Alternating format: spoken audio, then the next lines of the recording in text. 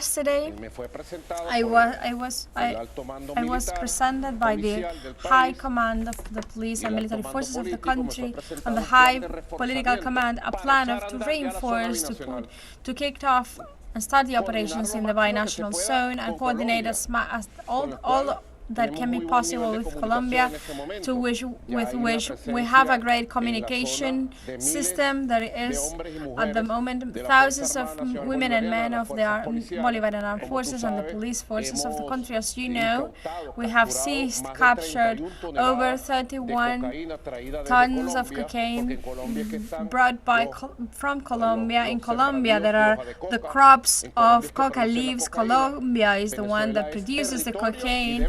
And Venezuela is territory, and you must know this, in every language, in every country, in the South, in the Caribbean, in the North, in Europe. The experts know this. Experts of the countries know this. Venezuela is a free country of crops of coca leaves, free nation.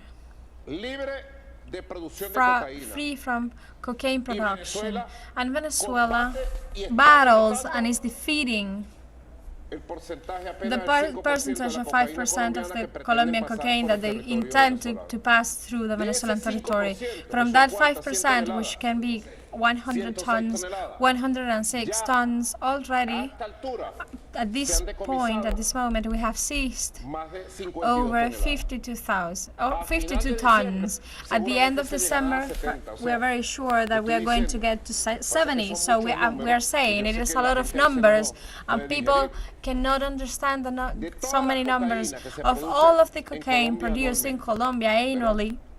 That the Colombian government and President Petro and the military forces battle of all of that cocaine that unfortunately installed as an economic model of the Colombian oligarchy for over 30 years, in which its most famous representative and was named after that an influencer of the series of televisions, Pablo Escobar Gaviria. You can speak to anyone about Pablo Escobar and they know who he is or who he was. And afterward, Álvaro Uribe Vélez was a fan of Pablo Escobar. The United States has their Colombian people, journalists, who had deep relations with Gaviria, and also know the relationship between Álvaro Uribe and Pablo Escobar and the Medellin cartel. The point you want to go through is the map that Diosdado showed earlier this morning,